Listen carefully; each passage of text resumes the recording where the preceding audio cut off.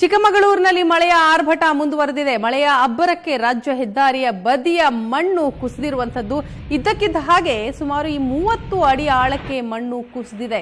ಮಳೆ ಹೆಚ್ಚಾಗ್ತಾ ಇದ್ದಂತೆ ಆಳಕ್ಕೆ ಮಣ್ಣು ಕುಸಿತಾ ಇದೆ ಅಂತ ಹೇಳಲಾಗ್ತಾ ಇದೆ. ಕೊಪ್ಪ ತಾಲೂಕಿನ ಜಯಪುರ ಬಳಿ ನಡೆದಂತಹ ಅವಘಡ ಇದು. ಭಾರೀ ವಾಹನಗಳನ್ನ ಈಗ ಅಧಿಕಾರಿಗಳು ನಿಷೇಧಿಸಿದ್ದಾರೆ.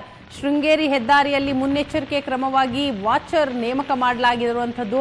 ಬೃಹತ್ ಆಳದ ಕಂದಕ ಕುಸಿತದಿಂದ ಸ್ಥಳೀಯರಲ್ಲೂ ಕೂಡ ಆತಂಕ ಹೆಚ್ಚಾಗಿದೆ.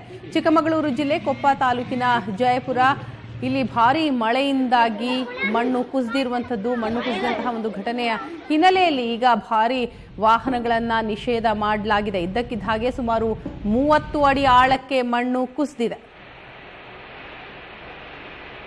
ಈ ಬಗ್ಗೆ ಇನ್ನಷ್ಟು ಮಾಹಿತಿ ಕೊಡ್ತಾರೆ ನಮ್ಮ ರಿಪೋರ್ಟರ್ ಕಿರಣ್. ಇದೀಗ ನಮ್ಮ ಜೊತೆ ಸಂಪರ್ಕದಲ್ಲಿದ್ದಾರೆ. ಕಿರಣ್, ಕಾಫಿನಾಡಿನಲ್ಲಿ ಮಳೆ ಮಾತ್ರ ನಿಲ್ತಾ ಇಲ್ಲ ಅನ್ನುವಂಥದ್ದು. ಈಗ ಜಯಪುರದ ಬಳಿ 30 ಅಡಿ ಆಳಕ್ಕೆ ಮಣ್ಣು ಕುಸಿತಾ ಇದೆ. ಏನೆಲ್ಲ ಮುನ್ನೆಚ್ಚರಿಕೆ ಕ್ರಮಗಳನ್ನ ಈಗ ಅಧಿಕಾರಿಗಳು ತೆಗೆದುಕೊಂಡಿದ್ದಾರೆ ಕಿರಣ್?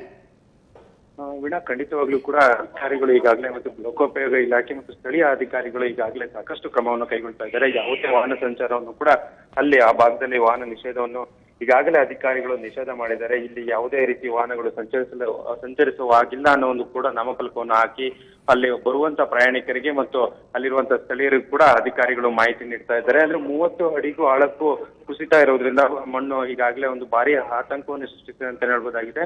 ಅಂದ್ರೆ ಸಾಕಷ್ಟು ಭಾರಿ ಪ್ರಮಾಣದಲ್ಲಿ ಮಳೆ ಆಗ್ತಾ ಇರೋದ್ರಿಂದ ಈ ಅನಾಹುತಕ್ಕೆ ಕಾರಣ ಆಗ್ತದೆ ಅಂತಾನೆ ಹೇಳ್ಬೋದಾಗಿದೆ. ಈಗ ಥ್ಯಾಂಕ್ ಯು ಕಿರಣ್, ತಮ್ಮ ಮಾಹಿತಿಗಾಗಿ.